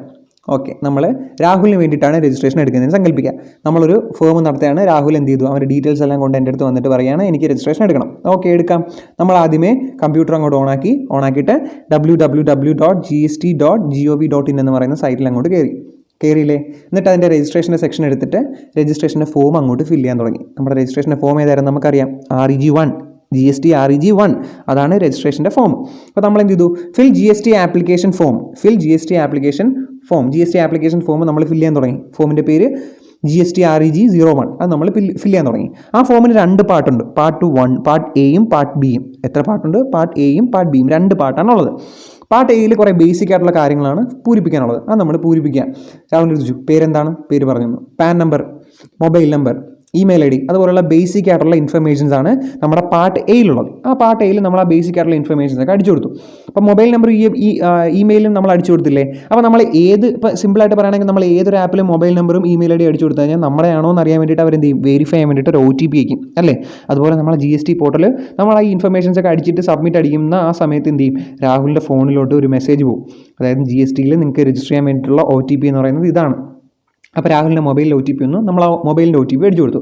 രാഹുലിന് മെയിലും പോയി കാണും, രാഹുൽ തന്ന ആ മെയിലിന് എന്ത് കാണും, OTP പോയി കാണും. ആ OTP നമ്മൾ അടിച്ചു കൊടുത്തു, വെരിഫൈ ചെയ്തു, കഴിഞ്ഞു. ഒന്നാമത്തെ പാർട്ടിൽ നമ്മൾ എല്ലാ കാര്യങ്ങളും പൂരിപ്പിച്ച് കഴിഞ്ഞു. ഒന്നാമത്തെ പാർട്ടിലുള്ള കാര്യങ്ങൾ എന്താണ്, basic informations, name, pan, mobile number, email ID, അതുപോലുള്ള ബേസിക് ആയിട്ടുള്ള ഇൻഫർമേഷൻസ് ആണ് പാർട്ട് എയിലുള്ളത്. അത് നമ്മൾ അടിച്ചു കൊടുത്തു, കഴിഞ്ഞില്ലേ, കഴിഞ്ഞു. ഇനി നമ്മൾ നേരെ ചെല്ലുന്നത് എവിടെയായിരിക്കും, പാർട്ട് ബിയിലായിരിക്കും. എവിടെ ചെല്ലും, പാർട്ട് ബിയിൽ പറയുന്നത് എന്താണ്, കുറച്ച് അതായത് ഈ താഴെ പറയുന്ന കാര്യങ്ങൾ, അതായത് ലീഗൽ നെയിം, അതായത് നമ്മുടെ രാഹുലിൻ്റെ പേര്, രാഹുലിൻ്റെ പാൻ നമ്പറിൻ്റെ കീഴിൽ തന്നെയാണ് ആ ബിസിനസ് എന്ന് സങ്കല്പിക്കുക. രാഹുലിൻ്റെ പക്ഷേ ബിസിനസ്സിൻ്റെ പേര് വേറെയാണ്. രാഹുലിൻ്റെ ബിസിനസ്സിൻ്റെ പേര് R&M അസോസിയേറ്റ്സ് എന്നാണ് രാഹുലിൻ്റെ ബിസിനസ്സിൻ്റെ പേരെന്ന് സങ്കല്പിക്കുക. R&M അസോസിയേറ്റ്സ് എന്നാണ് രാഹുലിൻ്റെ ബിസിനസ്സിൻ്റെ പേരെന്ന് സങ്കല്പിക്കുക. അങ്ങനെയാണെങ്കിൽ ആ ബിസിനസ്സിൻ്റെ ലീഗൽ നെയിം എന്തായിരിക്കും, R&M ലിമിറ്റഡ് എന്നായിരിക്കത്തില്ലേ, രാഹുൽ എന്നായിരിക്കുമോ, അല്ല. അപ്പം നമ്മൾ അതിൻ്റെ ലീഗൽ നെയിം അടിച്ചു കൊടുക്കുക. കോൺസ്റ്റിറ്റ്യൂഷൻ ഓഫ് ബിസിനസ്, ആ ബിസിനസ്സിൻ്റെ കോൺസ്റ്റിറ്റ്യൂഷൻ എന്താണ്, സ്റ്റേറ്റ് എന്താണ്, അങ്ങനെയുള്ള കാര്യങ്ങളൊക്കെ ഇല്ലേ. ടൈപ്പ് ഓഫ് ബിസിനസ്, ആ കാര്യങ്ങളൊക്കെ ആയിരിക്കും ചോദിക്കുന്നത്. അത് നമ്മൾ അടിച്ചു കൊടുക്കുക. സ്റ്റേറ്റ്, അത് നമ്മൾ അടിച്ചു കൊടുക്കുക. അത് കഴിഞ്ഞിട്ട് നമ്മൾ പഠിച്ചൊരു സാധനമുണ്ട്, കോമ്പൻസേഷൻ സ്കീം അല്ലേ. അതായത് ഫ്രഷ് ആയിട്ട് രജിസ്ട്രേഷൻ എടുക്കുന്ന സമയത്ത് നമുക്ക് കോമ്പോസിഷൻ സ്കീം ഓപ്റ്റ് ചെയ്യണമെന്നുണ്ടെങ്കിൽ നമുക്ക് എന്ത് ചെയ്യാം, ഞാൻ അവിടെ പറഞ്ഞായിരുന്നു എന്ത്, എസ് ഓർ നോ എന്ന് പറഞ്ഞൊരു ഓപ്ഷൻ ഉണ്ട്, അതിൽ ടിക്ക് ചെയ്ത് കൊടുത്താൽ മതി. അപ്പോൾ നമ്മൾ രാഹുലിനോട് ചോദിക്കും composition tax levy scheme opt ചെയ്യാൻ താല്പര്യമുണ്ടോ. അപ്പോൾ രാഹുൽ പറയും ഉണ്ട്, അല്ലെങ്കിൽ ഇല്ല. ഉണ്ടെങ്കിൽ നമ്മൾ ഉണ്ടെന്നുള്ളതിൽ ടിക്കറ്റ് കൊടുക്കും, കഴിഞ്ഞു. സബ്മിറ്റ് ആൻഡ് അപ്ലോഡ്, നമ്മൾ സബ്മിറ്റ് ചെയ്ത് അപ്ലോഡ് ചെയ്യും. സബ്മിറ്റ് ചെയ്ത് അപ്ലോഡ് ചെയ്യുമ്പോൾ ഒരു അക്നോളജ്മെൻറ്റ് വരും. അക്നോളജ്മെൻറ്റ് കോപ്പി നമുക്ക് അവർ തരും. അതായത് ഇന്ന കാര്യങ്ങളൊക്കെയാണ് GSTയിൽ ഇന്ന കാര്യങ്ങളൊക്കെയാണുള്ളത്, അങ്ങനെ കുറേ കാര്യങ്ങൾ, ഈ റൂൾസും റെഗുലേഷൻസും ഒക്കെ നിങ്ങൾ പാലിച്ചിരിക്കണം എന്നൊക്കെ പറഞ്ഞിട്ട് ഒരു അക്നോളജ്മെൻറ്റ് വരും. ആ അക്നോളജ്മെൻറ്റ് കോപ്പി നമുക്ക് എന്തിലാണ് കിട്ടുന്നത്, ആ ഫോമിൻ്റെ പേരാണ് GST REG2. അപ്പോൾ നോക്കി, നമ്മൾ ആപ്ലിക്കേഷൻ അയച്ചു GST REG1ൽ നമ്മൾ ആപ്ലിക്കേഷൻ അയച്ചു. അതിന് 2 പാർട്ടുണ്ട്, പാർട്ട് എയും പാർട്ട് ബിയും. അതെല്ലാം കഴിഞ്ഞു നമ്മൾ പൂരിപ്പിച്ച് അപ്ലോഡ് ചെയ്ത് ചെയ്യുമ്പോഴത്തേക്ക് എന്ത് ചെയ്യും, അവർ അടുത്ത നമുക്കൊരു അക്നോളജ്മെൻറ്റ് തരും. അക്നോളജ്മെൻറ്റ് വരുന്ന ഫോം ഏതാണ്, GST REG2. ഓക്കെ അല്ലേ. അപ്പോൾ നമ്മൾ അക്നോളജ്മെൻറ്റും കാര്യങ്ങളും എല്ലാം വായിച്ച് നോക്കി. അപ്പോൾ നോക്കി, നമ്മൾ ആപ്ലിക്കേഷൻ സബ്മിറ്റ് ചെയ്തു. ഞാൻ പറഞ്ഞു നമ്മൾ ആപ്ലിക്കേഷൻ വിത്തിൻ 30 ഡേയ്സ്, നമ്മൾ ലൈബിളായിട്ട് വിത്തിൻ 30 ഡേയ്സിനുള്ളിൽ നമ്മൾ ആപ്ലിക്കേഷൻ സബ്മിറ്റ് ചെയ്തു. അപ്പോൾ രാഹുൽ ലൈബിളായിട്ട് 30 ഡേയ്സിനുള്ളിലാണ് നമ്മളെ വന്ന് സമീപിച്ചത്. ഈ ഡോക്യുമെൻറ്റ്സ് എല്ലാം കൊണ്ടാണ് വന്നത്. നമ്മൾ എന്ത് ചെയ്തു, ആപ്ലിക്കേഷൻ സബ്മിറ്റ് ചെയ്തു. ഇനി എന്ത് വേണം, വിത്തിൻ 3 ഡേയ്സിനുള്ളിൽ നമുക്ക് എന്ത് ചെയ്യണം, അയാൾ റിപ്ലൈ ചെയ്യണമെന്ന് ഞാൻ പറഞ്ഞില്ലേ. അപ്പോൾ ഇനി നമുക്ക് നോക്കാം, ഇനി എന്തൊക്കെയാണ് സംഭവിക്കാൻ പോകണമെന്ന് നമുക്ക് നോക്കാം. വിത്തിൻ 3 ഡേയ്സ് എന്ന് പറയുന്നത് 3 വർക്കിംഗ് ഡേയ്സ് ആണ്. ഒരു സെക്കൻഡ് സാറ്റർഡേയും സൺഡേയും പബ്ലിക് ഹോളിഡേയ്സും ഒക്കെ ഉണ്ടെങ്കിൽ നമ്മൾ അതെല്ലാം എക്സ്ക്ലൂഡ് ചെയ്യും. വിത്തിൻ 3 വർക്കിംഗ് ഡേയ്സ്, 3 വർക്കിംഗ് ഡേയ്സിനുള്ളിൽ നമ്മുടെ പ്രോപ്പർ ഓഫീസർ നമുക്ക് എന്ത് ചെയ്യും, തിരിച്ച് റിപ്ലൈ തരും. അത് അക്സെപ്റ്റ് ചെയ്തോ അല്ലെങ്കിൽ അക്സെപ്റ്റ് ചെയ്തിട്ടില്ല എന്നുള്ള കാര്യം നമുക്ക് പറഞ്ഞുതരും. പ്രോപ്പർ ഓഫീസർ ഒന്നുകിൽ നമുക്ക് എന്ത് തരാം, proper officer agree with information submitted, നമ്മൾ സബ്മിറ്റ് ചെയ്ത ഇൻഫർമേഷൻസ് എല്ലാം ജെന്യുവൻ ആണ്, എല്ലാം ഓക്കെ ആണ്, ഞാൻ അതിൽ എഗ്രി ചെയ്തു, എനിക്ക് ഞാൻ സാറ്റിസ്ഫൈഡ് ആണെന്ന് പറഞ്ഞാൽ അയാൾ എന്ത് ചെയ്യും, നമുക്ക് രജിസ്ട്രേഷൻ സർട്ടിഫിക്കറ്റ് തരും അല്ലേ. നമ്മുടെ രജിസ്ട്രേഷൻ സർട്ടിഫിക്കറ്റ് നമുക്ക് തരും, നമ്മുടെ രജിസ്ട്രേഷൻ ഗ്രാൻഡ് ചെയ്യുന്ന ഫോം ഏതാണ്, GST REG6 നമ്മുടെ രജിസ്ട്രേഷൻ ഗ്രാൻഡ് ചെയ്യുന്നത്. അപ്പോൾ ഓക്കെ, രജിസ്ട്രേഷൻ കിട്ടി, രാഹുൽ ഹാപ്പിയായി, രാഹുൽ തിരിച്ച് വീട്ടിൽ പോകും, നമുക്ക് കിട്ടാനുള്ള പൈസ രാഹുൽ നമുക്ക് തരും. ഇനി അല്ല, രാഹുൽ 3 ഡേയ്സ് കഴിഞ്ഞപ്പോൾ നമ്മുടെ പ്രോപ്പർ ഓഫീസർ എന്ത് ചെയ്യുക, നമുക്ക് റിപ്ലൈ തന്നിരിക്കുന്നത് നിങ്ങളുടെ രജിസ്ട്രേഷൻ ഞങ്ങൾ അപ്രൂവ് ചെയ്യുന്നില്ല, നിങ്ങൾ തന്നിരിക്കുന്ന ഡോക്യുമെൻറ്റിൽ കുറേ കുഴപ്പങ്ങളുണ്ട്, അല്ലെങ്കിൽ നീ തന്നിരിക്കുന്ന പാൻ എന്ത് ചെയ്ത് പാൻ നമ്പർ തെറ്റാണ്, അല്ലെങ്കിൽ അഡ്രസ് പ്രൂഫ് തെറ്റാണ്, അല്ലെങ്കിൽ ഈ ഇൻഫർമേഷൻസിൽ ഞങ്ങൾക്ക് എന്തോ സംശയങ്ങളുണ്ട്, ഇതിൻ്റെ എക്സ്പ്ലനേഷൻ ഞങ്ങൾക്ക് കിട്ടണമെന്ന് പറഞ്ഞിട്ട് പ്രോപ്പർ ഓഫീസർ നമ്മുടെ എന്ത് ചെയ്തു, നമ്മൾ കൊടുത്ത ആ ആപ്ലിക്കേഷൻ ഫോമിൽ ഇനിയും ക്ലാരിറ്റി വേണമെന്ന് പറഞ്ഞിട്ട് നമുക്ക് റിപ്ലൈ തന്നു. അതാണ് ഈ രണ്ടാമത്തെ case. Proper officer is not agreed with the information submitted. നമ്മൾ അയച്ച ഇൻഫർമേഷനിൽ പ്രോപ്പർ ഓഫീസർ എഗ്രി ചെയ്യുന്നില്ല, അയാൾ അതിൽ വിസമ്മതിക്കുന്നു, അയാൾക്ക് കുറേ സംശയങ്ങളും കാര്യങ്ങളൊക്കെ ഉണ്ട്. അങ്ങനെയാണെങ്കിൽ എന്ത് ചെയ്യും? Ask for explanation or any other informations in GST-RG 3. GST-RG 3 നമ്മളോട് എന്ത് ചെയ്യും? വേറെ കുറേ ഇൻഫർമേഷൻസും കൂടെ വേണം, അതും കൂടെ തരാൻ പറയും. അല്ലെങ്കിൽ ഏതെങ്കിലും പർട്ടിക്കുലർ പോയിന്റിൻ്റെയോ കാര്യങ്ങളുടെ എക്സ്പ്ലനേഷൻ ചോദിക്കും. ഓക്കെ അല്ലേ? അപ്പോൾ GST-RG 1 എന്തിനു വേണ്ടിയിട്ടായിരുന്നു? രജിസ്ട്രേഷന് വേണ്ടിയിട്ട്. അത് 2 പാർട്ടുണ്ട്, പാർട്ട് എയും പാർട്ട് ബിയും കഴിഞ്ഞു. GST-RG 2 എന്തിനു വേണ്ടിയിട്ടായിരുന്നു? നമുക്കൊരു അക്നോളജ്മെൻറ്റ് തരും, ആ അക്നോളജ്മെൻറ്റ് തരുന്ന ഫോമാണ് GST-RG 2 എന്ന് പറയുന്നത്. അടുത്ത GST-RG 3 എന്തിനു വേണ്ടിയിട്ടാണ്? ഫർദർ ഇൻഫർമേഷൻ അല്ലെങ്കിൽ ഫർദർ എക്സ്പ്ലനേഷന് വേണ്ടിയിട്ട് നമ്മുടെ പ്രോപ്പർ ഓഫീസർ എൻക്വയറി നടത്തുന്ന ഫോമാണ് എന്തെന്ന് പറയുന്നത്? GST-RG 3 എന്ന് പറയുന്നത്. അപ്പോൾ ഓക്കെ, നമുക്ക് ആ മെസ്സേജ് വരും. നമ്മൾ നേരെ രാഹുലിനെ വിളിച്ചിട്ട് പറയാം, രാഹുലെ ഇങ്ങ് വാ, ഈ കുറേ പ്രശ്നങ്ങളുണ്ട്, നിങ്ങൾ അഡ്രസ്സിലും കാര്യങ്ങളിലൊക്കെ കുറേ തെറ്റും കാര്യങ്ങളൊക്കെ ഉണ്ട്, അത് അവർക്ക് സംശയം ഉണ്ടെന്ന് പറഞ്ഞിട്ട് നമുക്ക് റിപ്ലൈ തന്നിട്ടുണ്ടെന്ന് പറയും. അപ്പോൾ രാഹുൽ ഉടനെ സാധനങ്ങളും എല്ലാം പറക്കിക്കൊണ്ട് നമ്മുടെ ഓഫീസിൽ വരും. എന്നിട്ട് വിത്തിൻ 7 ഡേയ്സിനുള്ളിൽ നമ്മൾ തിരിച്ച് റിപ്ലൈ കൊടുക്കും. വിത്തിൻ 7 ഡേയ്സിനുള്ളിൽ തിരിച്ച് റിപ്ലൈ കൊടുക്കും. ഫർദർ ഇൻഫർമേഷൻസ് വല്ലതും വേണമെങ്കിൽ ആ ഇൻഫർമേഷൻസും കൊടുക്കും. വേറെ അവർ നമ്മൾ അയച്ച ഇൻഫർമേഷനകത്ത് എന്തെങ്കിലും എക്സ്പ്ലനേഷൻ വേണമെങ്കിൽ ആ എക്സ്പ്ലനേഷൻസ് നമ്മൾ കൊടുക്കും. കൊടുക്കുന്ന ഫോം REG 3, GST-REG 4, GST-REG 4. അപ്പോൾ 1I രജിസ്ട്രേഷന് വേണ്ടിയിട്ട്, 2I എന്തിനു വേണ്ടിയിട്ട്? അക്നോളജ്മെൻറ്റ് തരുന്ന ഫോം, 3I എന്തിനു വേണ്ടിയിട്ട്? എക്സ്പ്ലനേഷൻ ചോദിച്ചുകൊണ്ട് നമുക്ക് പ്രോപ്പർ ഓഫീസർ തരുന്ന ഫോം 3. അപ്പോൾ നമ്മൾ ആ എക്സ്പ്ലനേഷൻ വിത്തിൻ 7 ഡേയ്സിൽ കൊടുക്കുന്ന ഫോം ഏതാണ്? 4. ഓക്കെ, നമ്മൾ 7 ഡേയ്സിനുള്ളിൽ എന്ത് ചെയ്തു? അയാൾക്ക് നമ്മൾ വേണ്ടിയിട്ടുള്ള എക്സ്പ്ലനേഷനും കാര്യങ്ങളൊക്കെ രാഹുലിന് വേണ്ടിയിട്ട് നമ്മൾ അയച്ചു കൊടുത്തു. അപ്പം അത് കഴിഞ്ഞിട്ട് വിത്തിൻ 7 ഡേയ്സിന് നമ്മൾ അയച്ചു കൊടുത്തിട്ട് അടുത്ത 7 ദിവസത്തിനുള്ളിൽ, ഈ പറയുന്ന ഡേയ്സ് എല്ലാം വർക്കിംഗ് ഡേയ്സ് ആണ്, വിത്തിൻ 7 ഡേയ്സിനുള്ളിൽ എന്ത് ചെയ്യും? അയാൾ നമുക്ക് റിപ്ലൈ തരും. റിപ്ലൈ തരുന്നത് എന്തായിരിക്കും? ഒന്നുകിൽ അയാൾ സാറ്റിസ്ഫൈഡ് ആണ്, നിങ്ങളുടെ കാര്യങ്ങളെല്ലാം ഞങ്ങൾ ജെന്യുവിൻ ആണെന്ന് പരിശോധിച്ചു, ഞങ്ങളെല്ലാം സാറ്റിസ്ഫൈഡ് ആയി, നിങ്ങൾക്ക് രജിസ്ട്രേഷൻ തരും. പ്രോപ്പർ ഓഫീസർ സാറ്റിസ്ഫൈ ആയി, നമുക്ക് ഏതിൽ രജിസ്ട്രേഷൻ തരും? GST-REG 6 രജിസ്ട്രേഷൻ തരും. GST-REG 6 രജിസ്ട്രേഷൻ തരും. ഓക്കെ അല്ലേ? ഇനി എന്ത് ചെയ്ത്? അയാൾക്ക് പിന്നെയും പറ്റിയില്ല, അയാൾ പിന്നെയും പറയാണ്, ഇല്ല ഞങ്ങൾ സമ്മതിക്കത്തില്ല, നിങ്ങൾ എന്തൊക്കെയോ കള്ളത്തരങ്ങൾ പറയുന്നത്, നിങ്ങൾ അയച്ചേക്കുന്ന ഇൻഫർമേഷൻസ് ഒക്കെ തെറ്റാണോ എന്ന് നിങ്ങൾക്ക് പിന്നെയും ഡൗട്ടുണ്ട്, നിങ്ങളുടെ ആപ്ലിക്കേഷൻ ഞങ്ങൾ തള്ളുകയാണ്, നിങ്ങളുടെ ആപ്ലിക്കേഷൻ ഞങ്ങൾ റിജക്റ്റ് ചെയ്യുകയാണ്. റിജക്റ്റ് ചെയ്യുന്ന ഫോം ഏതാണ്? GST-REG 05. GST-REG 05 നമ്മുടെ പ്രോപ്പർ ഓഫീസർ നമ്മുടെ സാധനം റിജക്റ്റ് ചെയ്തു. GST-REG 05. അങ്ങനെയാണെങ്കിൽ നമുക്ക് രജിസ്ട്രേഷൻ കിട്ടത്തില്ല. കഴിഞ്ഞു. ഇതാണ് രജിസ്ട്രേഷൻ പ്രൊസീജിയർ എന്ന് പറയുന്നത്. ഇതാണ് ഒരു നോർമൽ ആൾ, നമ്മുടെ രാഹുലിനെ പോലുള്ള നോർമൽ ആൾക്കാരെ ഇന്ത്യ രജിസ്ട്രേഷൻ എടുക്കാനുള്ള പ്രൊസീജിയർ. അപ്പം നമ്മൾ 6 ഫോം പഠിച്ചു അല്ലേ? 6 ഫോം പഠിച്ചു. ഏതൊക്കെയായിരുന്നു? GST-REG 1, 2, 3, 4, 5, 6 ഓർഡറിൽ പറഞ്ഞേ. 1 എന്തിനു വേണ്ടിയിട്ടായിരുന്നു? ഫ്രഷ് ആപ്ലിക്കേഷൻ വേണ്ടിയിട്ട്. 2 എന്തിനു വേണ്ടിയിട്ടായിരുന്നു? അക്നോളജ്മെൻറ്റ് നമുക്ക് തരുന്നത് 2-ലാണ്. അടുത്ത 3 എന്തിനു വേണ്ടിയിട്ടായിരുന്നു? എക്സ്പ്ലനേഷനോ ഫർദർ ഇൻഫർമേഷൻസോ വല്ലതും ഉണ്ടെങ്കിൽ അത് നമ്മളോട് പ്രോപ്പർ ഓഫീസർ സീക്ക് ചെയ്യുന്ന ഫോമാണ് 3. 4 എന്തിനു വേണ്ടിയിട്ടായിരുന്നു? നമ്മൾ ആ എക്സ്പ്ലനേഷൻസും ഫർദർ ഇൻഫർമേഷൻസും അങ്ങോട്ട് അയച്ചു കൊടുക്കുന്ന ഫോമാണ് 4 എന്ന് പറയുന്നത്. 5 എന്തിനു വേണ്ടിയിട്ടായിരുന്നു? നമ്മൾ അങ്ങോട്ട് അയച്ചു കൊടുത്ത ഫോം അയാൾ റിജക്റ്റ് ചെയ്ത് നമ്മുടെ ആപ്ലിക്കേഷൻ കംപ്ലീറ്റ് ആയിട്ട് റിജക്റ്റ് ചെയ്തിട്ടുണ്ടെങ്കിൽ അതാണ് 5. ഇനി 6 എന്തിനു വേണ്ടിയിട്ടായിരുന്നു? 6 നമ്മൾ കിട്ടി, നമ്മൾ രജിസ്ട്രേഷൻ കിട്ടി, നമ്മൾ പാസ്സായി, നമ്മൾ രജിസ്ട്രേഷൻ കിട്ടി, നമുക്ക് UIN കിട്ടി, നമ്മുടെ യൂണീക്ക് ഐഡൻറ്റിഫിക്കേഷൻ നമ്പർ കിട്ടി, അതാണ് 6 എന്ന് പറയുന്നത്. സിമ്പിൾ കാര്യമല്ലേ? രജിസ്ട്രേഷൻ പ്രൊസീജിയർ നമുക്കൊരു കഥ പോലെ പഠിച്ചൂടെ? നമ്മളൊരു കൺസൾട്ടേഷൻ നടത്തുന്ന ഒരു ഫേമാണ്. രാഹുൽ അവൻ്റെ ഡോക്യുമെൻറ്റ്സും കാര്യങ്ങളൊക്കെ ആയിട്ട് നമ്മളെ ഒന്ന് സമീപിച്ചു. നമ്മൾ പാർട്ട് 1 www.gst.gov.in എന്ന് പറയുന്ന പോർട്ടലിൽ കയറി പാർട്ട് 1 എന്ത് ചെയ്തു? REG 1 പാർട്ട് 1 നമ്മൾ ഇൻഫർമേഷൻ അയച്ചു, രാഹുലിൻ്റെ മൊബൈൽ നമ്പർ OTP ഒക്കെ വെരിഫൈ ചെയ്തു. പാർട്ട് 2 കയറി ലീഗൽ നെയിമും കാര്യങ്ങളും എല്ലാം കൊടുത്തു, കോമ്പോസിഷൻ സ്കീം ഓപ്റ്റ് ചെയ്യുന്നുണ്ടോ എല്ലാ കാര്യങ്ങളും നമ്മൾ അടിച്ചു കൊടുത്തു, അപ്ലോഡ് ചെയ്തു. നമുക്ക് 2 അക്നോളജ്മെൻറ്റ് വന്നു. വിത്തിൻ 3 ഡേയ്സിനുള്ളിൽ റെസ്പോണ്ട് ചെയ്തിട്ട് കാര്യങ്ങളെല്ലാം ഓക്കെ ആണെങ്കിൽ 6 നമുക്ക് ഗ്രാൻഡ് ചെയ്യും. ഇനി അല്ല ഓക്കെ അല്ലെങ്കിൽ എന്ത് ചെയ്യും? 3 തന്നിട്ട് ഫോം നമ്പർ 3 തന്നിട്ട് നമ്മളോട് ചോദിക്കും എക്സ്പ്ലനേഷൻ കാര്യങ്ങളൊക്കെ വേണം. നമ്മൾ എക്സ്പ്ലനേഷൻ കാര്യങ്ങളൊക്കെ ആയിട്ട് 4 അങ്ങോട്ട് അയച്ചു കൊടുക്കും. എന്നിട്ടും ഓക്കെ ആണെങ്കിൽ നമുക്ക് എന്ത് ചെയ്യും? ഗ്രാൻഡ് ചെയ്യും. ഇനി ഓക്കെ അല്ലെങ്കിൽ 5 നമ്മുടെ രജിസ്ട്രേഷൻ ക്യാൻസൽ ചെയ്യും. സിമ്പിൾ കാര്യമല്ലേ? 6 മാർക്കിൻ്റെ ക്വസ്റ്റ്യൻ ആയിട്ട് ചോദിച്ചു കഴിഞ്ഞാൽ ഇത് നിങ്ങൾ എക്സ്പ്ലെയിൻ ചെയ്ത് എഴുതണം. ഓരോ പോയിന്റ് നിങ്ങൾ എക്സ്പ്ലെയിൻ ചെയ്ത് എഴുതണം. ഓരോ ഫോമുകൾ കോട്ട് ചെയ്യണം. കൂടാതെ ഇത് കണക്കൊരു ഫ്ലോ ചാർട്ടും കൂടെ നിങ്ങൾ വരച്ചു വെച്ച് കഴിഞ്ഞാൽ ഫുൾ മാർക്കും കിട്ടും. ഓക്കെ അല്ലേ?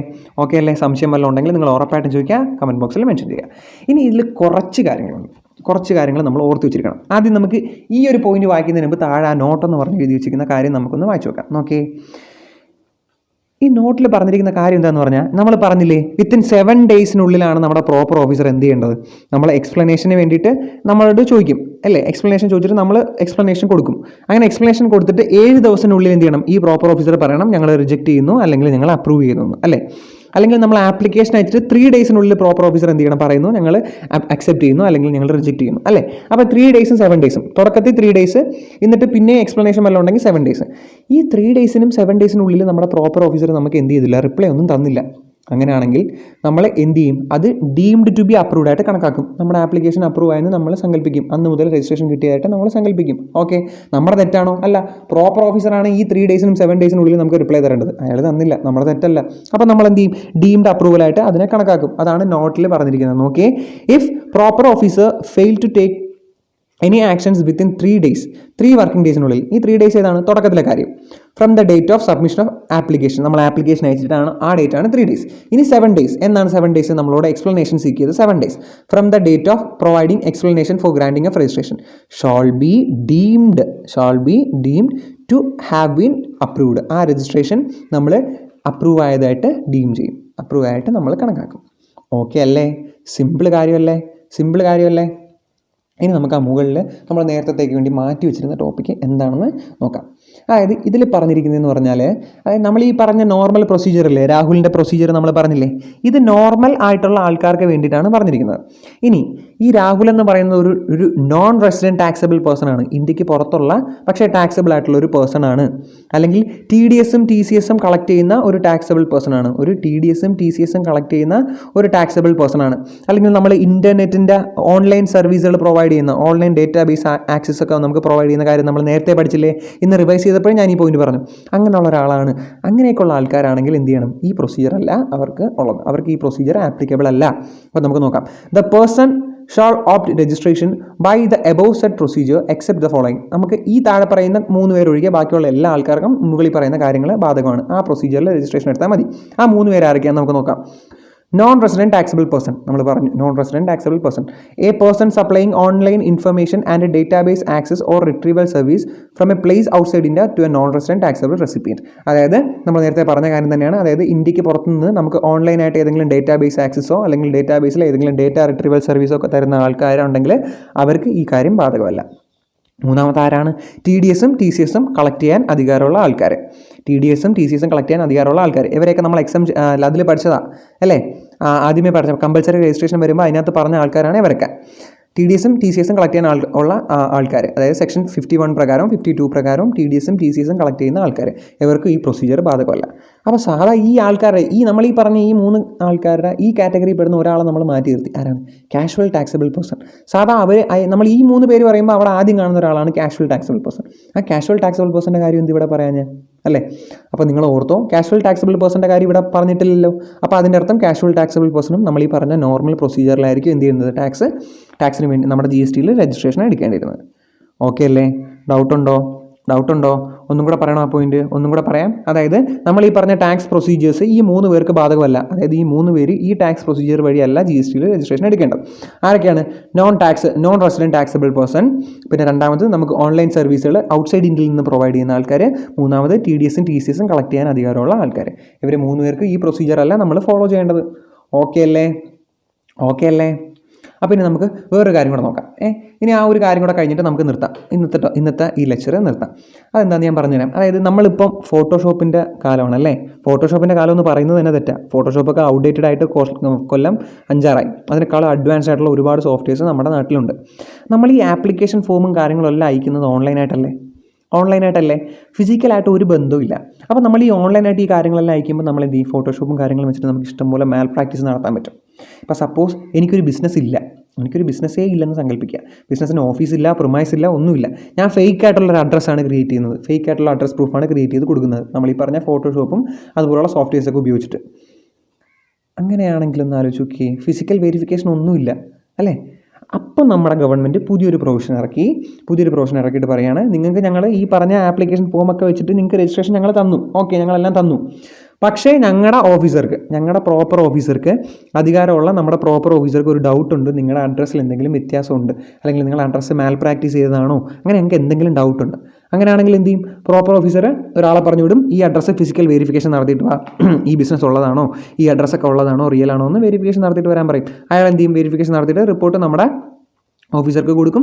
അങ്ങനെയാണെങ്കിൽ നമ്മുടെ ആ രജിസ്ട്രേഷൻ കണ്ടിന്യൂ ചെയ്യും. അല്ലെങ്കിൽ നമ്മുടെ രജിസ്ട്രേഷൻ അവിടെ ക്യാൻസൽ ചെയ്യും. അപ്പോൾ നമ്മൾ ആ കാര്യമാണ് ഇനി നോക്കാൻ പോണത്. അത് റിയൽ വേൾഡിൽ സാധാ എല്ലാവരും നടത്തുന്ന കള്ളത്തരം പിടിക്കാൻ വേണ്ടിയിട്ടുള്ള ഒരു കാര്യം നമുക്ക് നോക്കാം.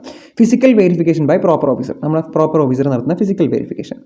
Where proper officer is satisfied that the physical verification of a place of business is required often grant of registration. നമ്മൾ രജിസ്ട്രേഷൻ ഗ്രാൻഡ് ചെയ്തിട്ട് പോലും നമ്മുടെ പ്രോപ്പർ ഓഫീസർക്ക് തോന്നിയാണ് അവിടെ ഒരു ഫിസിക്കൽ വെരിഫിക്കേഷൻ വേണമെന്ന്. അങ്ങനെയാണെങ്കിൽ he may get such verification done and verification report shall be uploaded in form GST RG 30 on common portal within 15 days after the date of such physical verification. അങ്ങനെയാണെങ്കിൽ നമ്മുടെ proper officer എന്ത് ചെയ്യും? Physical verification ചെയ്യണമെന്ന് പറഞ്ഞ ആളെ വിടും. അയാൾ വന്ന് ഫിസിക്കൽ വെരിഫിക്കേഷൻ നടത്തിയിട്ട് ഈ റിപ്പോർട്ട് തിരിച്ച് കോമൺ പോർട്ടൽ വഴി നമ്മുടെ പ്രോപ്പർ ഓഫീസർക്ക് അയച്ചു കൊടുക്കുന്ന ഫോം ഏതാണ്? GST REG 30. അപ്പോൾ നമ്മൾ 1 പഠിച്ചു, 2 പഠിച്ചു, 3 പഠിച്ചു, 4, 5, 6 പഠിച്ചു. ഇപ്പോൾ അതാ ഒരു 6 കഴിഞ്ഞൊരു 30 വന്നു. നിങ്ങൾ മറക്കരുത്, നമ്മളിപ്പോൾ രജിസ്ട്രേഷനുമായിട്ട് സംബന്ധിക്കുന്ന എത്ര ഫോം പഠിച്ചു? 1, 2, 3, 4, 5, 6. ഇപ്പോൾ ഒരു 13 വന്നു. ഓക്കെ അല്ലേ? അപ്പോൾ രാഹുലിൻ്റെ രജിസ്ട്രേഷൻ എല്ലാം ആയി. നമ്മൾ ഈ കാര്യങ്ങളെല്ലാം സെറ്റാക്കി രാഹുലിന് കൊടുത്ത്. അപ്പോൾ രാഹുൽ ഈ രജിസ്ട്രേഷനൊക്കെ എടുക്കുന്നതിന് മുമ്പ് നമ്മളവിടെ ഉണ്ടോ ഇല്ലേ എന്നൊക്കെ അറിയണ്ടേ? അപ്പം നമ്മളെ ഒന്ന് ഫോൺ വിളിച്ച് ചോദിക്കുക. രാഹുൽ നമ്മൾ വിളിച്ചിട്ട് പറയാണ്, ഹലോ, ഞാൻ രാഹുലാണ്, ഇന്നടത്ത് ബിസിനസ് നടത്തുന്ന ആളാണ്. ഞാൻ 20 ലക്ഷം ഇത്രാം തീയതി ആയപ്പോഴത്തേക്ക് ഡേറ്റ് എക്സീഡ് ചെയ്തു. എനിക്ക് രജിസ്ട്രേഷൻ എടുക്കാൻ താല്പര്യമുണ്ട്. ഞാൻ എന്തൊക്കെ ഡോക്യുമെൻറ്റും കൊണ്ട് നിങ്ങളടുത്ത് വരണം? ഏതൊക്കെ ഡോക്യുമെൻ്റ് ഇൻഫർമേഷനുമാണ് വേണ്ടത് രജിസ്ട്രേഷൻ എടുക്കാൻ വേണ്ടിയിട്ട് നമ്മളടുത്ത് ചോദിക്കുക. അപ്പോൾ നമ്മൾ രാഹുലിന് പറഞ്ഞു കൊടുക്കുക. നമുക്ക് അറിയാവുന്ന കാര്യം നമ്മളൊന്ന് റീകളക്ട് ചെയ്യണം. നമ്മൾ അഡീഷണൽ ആയിട്ട് ഒന്നും പഠിക്കുന്നില്ല കേട്ടോ. ലാസ്റ്റ് ഇതും കൂടെ പറഞ്ഞ് നമ്മൾ നിർത്തുക.